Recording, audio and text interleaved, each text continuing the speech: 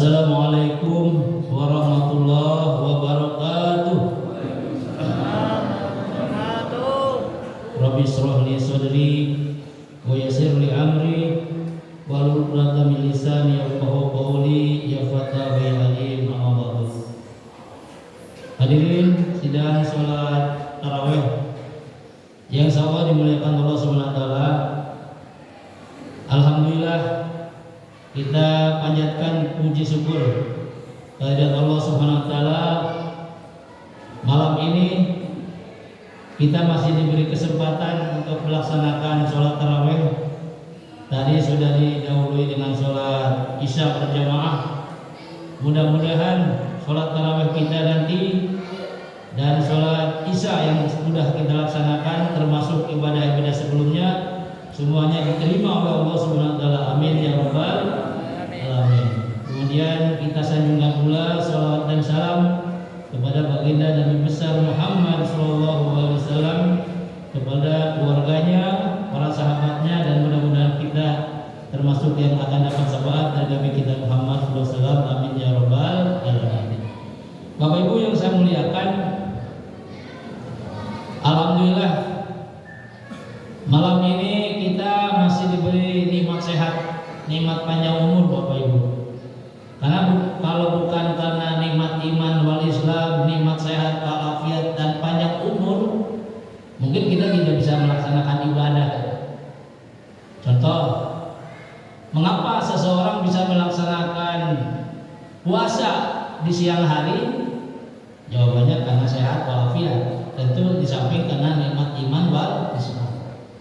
Kalau bukan karena iman dan Islam, kita tidak melaksanakan puasa. Ada orang Islam juga tidak melaksanakan puasa, kalau tidak sehat, ya tidak puasa juga. Jadi untuk mendapatkan puasa yang baik itu harus ada syarat-syaratnya. Salah satunya sehat walafiat. Kepada orang-orang yang sakit tidak dianjurkan untuk berpuasa. Bisa diganti dengan fidyah atau nanti diganti dengan qada di bulan setelah puasa. Siapa lagi yang tidak bisa puasa? Orang gila Bapak Ibu. Jadi Bapak Ibu yang ingin tidak puasa silakan gila gitu. Persoalannya mau enggak kita gila? Nauzubillah subhanallah.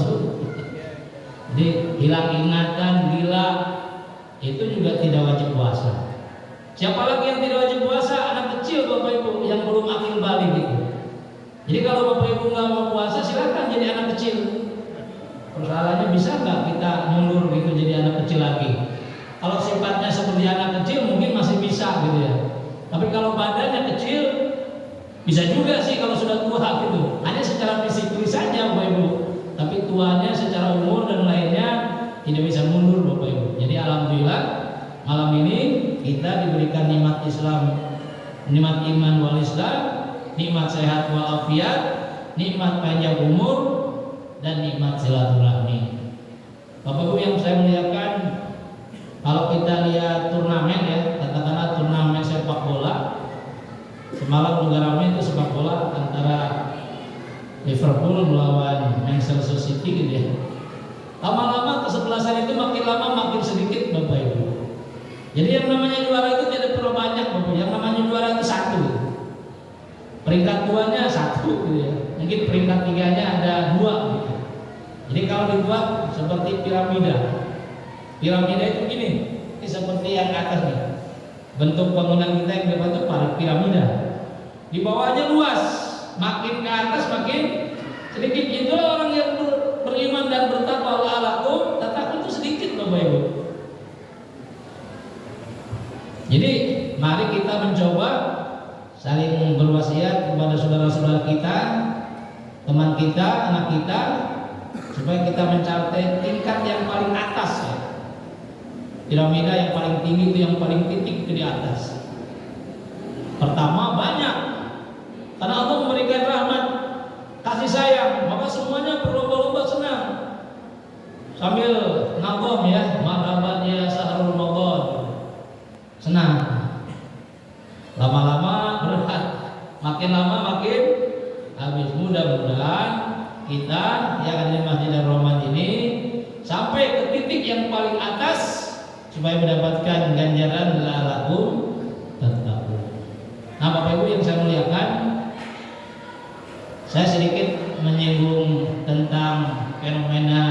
medsos Bapak Ibu ya. Ini saya mengisi supaya kita tidak ada kevakuman ya. Karena datangnya kita ke sini makin lengkap kalau kita thalabul ilmi. Thalabul ilmi fardhu ala kulli muslimin wal muslimah.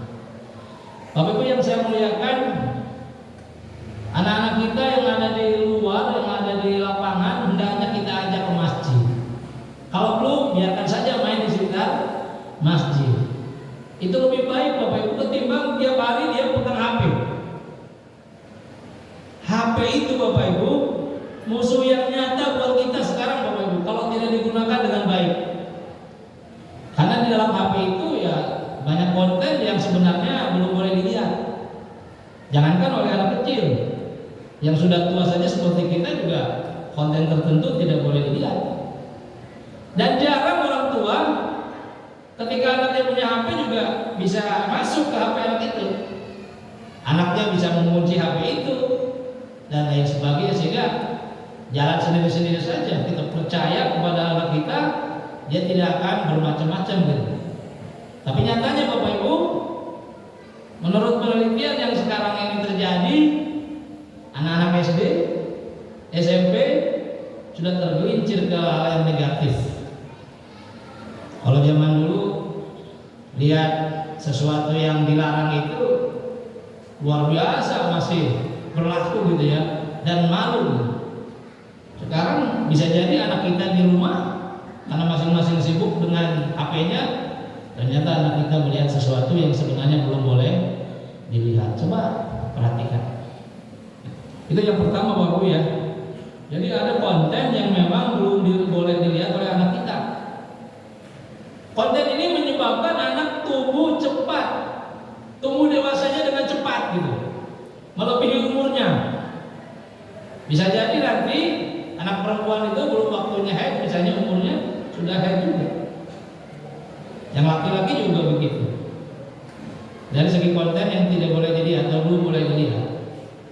Nah Bapak Ibu, yang kedua Bapak Ibu, ternyata di dalam konten itu anak-anak kita terbiasa menggunakan kata-kata yang saya sih bulu-bulu berdiri gitu ya. Dan saya tidak tega menyebutkan kata-kata itu karena saya tidak pernah menyebutkannya. Tapi anak kita akrab dengan kata-kata itu. Jadi kalau menyapa teman-temannya, ya keluar kata-kata itu. Coba Bapak Ibu lihat. Dia lupa Bapak Ibu apa yang diucapkan di dalam medsos itu, apa yang dituliskan di dalam medsos itu adalah jejak sejarah, jejak digital, tidak hilang Bapak Ibu. Tidak hilang. Walaupun dihapus oleh anak itu, tapi sudah terlanjur terekam, tersimpan. Ada satu peristiwa, seorang anak yang cerdas mendapatkan beasiswa, sekolah sampai tinggi, lulus. Begitu lulus, dia mencari pekerjaan, dites, lulus. Ternyata yang lulus ada beberapa. Bingung manajer mengambil mana ini yang akan diambil. Apa yang terjadi Bapak Ibu? Dilihat jejak digitalnya. Begitu dilihat jejak digitalnya, dilihat kecenderungan apa yang dibaca di dalam medsosnya, terlacak sudah siapa si A, si B, si C gitu. Maka dengan mudahnya seorang direktur bisa menentukan ini pegawai yang saya butuhkan. Hati-hati Bapak Ibu. Jadi ingatkan kepada anak kita, jejak digital itu tidak hilang. Apalagi kalau ada yang sengaja menyimpannya gitu. Jadi sangat sia-sia anak kita sekolah tinggi-tinggi, biaya mahal, begitu mau kerja, dilihat jejak digital, akhirnya terhambat karena jejak digitalnya itu apa yang dia lihat, apa yang dia lakukan sehari-hari terekam dan memungkinkan yang mau memberi pekerjaan itu jadi mundur pelan-pelan dan tidak mau menerima anak kita menjadi pekerja di situ. Nauzubillah subhanallah. Karena pada akhirnya Bapak Ibu, kita sekolah juga bukan untuk mendapatkan gelar. Ujung-ujungnya kita mencari nafkah Bapak Ibu. Mencari nafkah banyak caranya, bisa jadi pegawai, bisa jadi wira swasta, mungkin juga bisa jadi pemikir dan lain sebagainya. Oleh karena itu Bapak Ibu, di forum yang mulia ini saya mengingatkan kepada Bapak Ibu yang punya anak, yang punya cucu, tolong ingatkan mereka hati-hati berbicara, hati-hati menulis, hati-hati merespon berita-berita yang hoax. Bisa jadi kita masuk ke dalam perangkapnya itu. Kalau kita sudah baca teks A, nanti berdatangan tuh. Jadi medsos pintar itu. Jadi kita misalnya kecenderungannya politik, maka politik datang terus. Politik yang bagaimana? Politik yang A terus. Medsos sudah sedemikian rupa Bapak Ibu. Kalau Bapak Ibu senang masakan, yang keluar masakan gitu. Nah, jadi Bapak Ibu, mari jaga anak kita, termasuk membaca-baca berita, ya. Tabayun dulu, jangan sampai di-share. Kalau memang hanya kita yang baca dan kita cukup yang tahu, tidak perlu diberikan kepada orang lain, karena ketika kita nge-share ke orang lain, maka sejak itu kita bertanggung jawab atas konten yang kita berikan ke orang lain tersebut. Kalau negatif, ya kita bertanggung jawab terhadap yang kita berikan. Makanya dibaca dulu, dilihat manfaatnya dulu. Kalau memang tidak bermanfaat dan cenderung berprovokatif, menurut saya lebih baik dihindari. Itu yang kedua Bapak Ibu tentang media sosial. Nah, yang ketiga Bapak Ibu, tadi saya meminta pada Bapak Ibu, mari anak-anak itu supaya tidak terlalu banyak bergaul dengan media sosial, duduklah di masjid atau bermain di masjid, nggak apa-apa. Jadi ketika anak lari-larian dan sebagainya, ya kita doakan saja. Mudah-mudahan ya lari-lari di sini kan sudah terhindar dari HP-nya, nggak apa-apa. Yang penting tidak mengganggu yang sedang sholat. Nah, yang terakhir Bapak Ibu, kami sebagai pengurus Masjidil Rahman mengingatkan tentang kewajiban kita membayar zakat fitrah. Panitia sudah kami bentuk. Nanti panitia akan mengumumkan siapa saja jajarannya dan berapa sih yang harus dibayar kepada panitia tentang zakat fitrah itu, Ibu. Intinya Bapak Ibu, zakat fitrah itu harusnya menggunakan makanan pokok yang dimakan sehari-hari oleh kita. Rata-rata kita kan makannya nasi. Nasi itu kan terbuat dari beras. Maka beras yang 1 tahun kita makan itu di rata-rata beras apa? Apakah Cianjur atau Rojo Lele dan seperti terserah aja. Rata-rata berasnya apa? Nah, dikalikan 3,5 liter atau 2,5 kilo Bapak Ibu. Kalau mau uang ya 2,5 kilo atau 3,5 liter ya kali beras yang dikonsumsi sehari-hari oleh Bapak Ibu. Jangan nakal gitu. Berasnya Pandan Wangi nanti diberikan ke masjid beras yang di bawah gitu. Artinya akan nakalin Allah Subhanahu wa ta'ala. Nah, insya Allah panitia akan memberikannya kepada yang berhak, kepada mustahik ya. Tentu sebelum sholat id ya. Lebih bermanfaat buat mereka. Oleh karena itu Bapak Ibu, silakan ketika panitia sudah siap, berikanlah zakat itu ke masjid melalui Masjidil Rahman. Karena insya Allah zakat yang utama itu akan diberikan kepada dawil kurba. Dawil kurba itu saudara terdekat kita, tetangga kita, saudara kita gitu yang dekat. Jadi yang ada di lingkungan, karena kita tinggal di sini ya di lingkungan sini, itu lebih afdal Bapak. Saya kira itu Bapak yang perlu saya sampaikan. Tadi saya hanya mengingatkan tentang jejak digital, ternyata luar biasa Bapak Ibu. Korbannya sekarang sudah banyak.